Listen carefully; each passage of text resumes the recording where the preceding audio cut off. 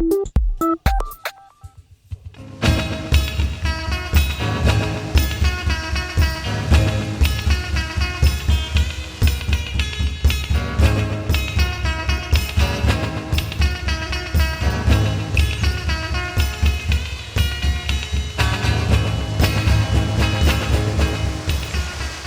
fait, nous, on veut faire l'analyse de la conception, dans le fond, de la reconstruction du pont qui est juste derrière moi. C'est un pont acier-bois.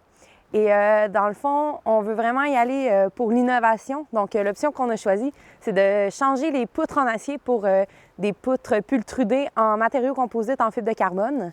Et ça, vraiment, c'est pas très utilisé au Québec, mais on a trouvé des exemples aux États-Unis et dans le reste du Canada. Donc, c'est certain que l'impact environnemental est plus grand étant donné qu'on travaille au niveau du ruisseau. Il faut faire attention que les mesures de protection adéquates soient mises en place lors de la construction.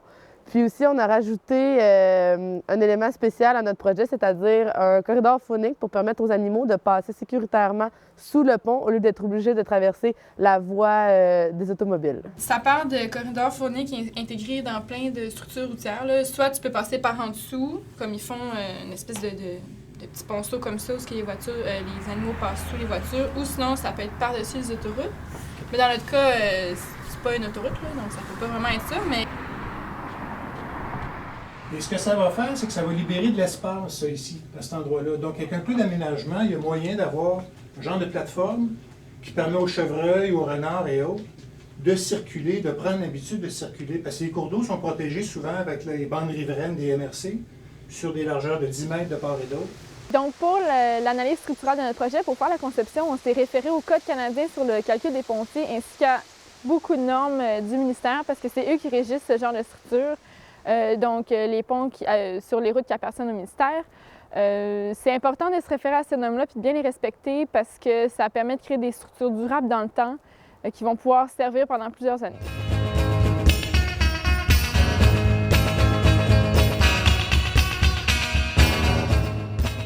Donc, c'est certain que ce projet-là est très complet. Ça regroupe bien toutes les connaissances théoriques qu'on a apprises tout au long de notre parcours scolaire en génie civil, tant au niveau structural que géotechnique que hydraulique.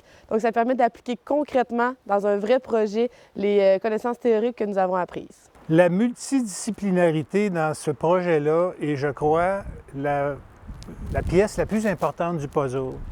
Les étudiants travaillent en équipe, ils se font une répartition de tâches, ils ont des responsabilités et lorsqu'on met ça ensemble, ça donne un résultat qui est de facture très professionnelle. Nous, comme enseignants, on est très fiers de voir le produit final.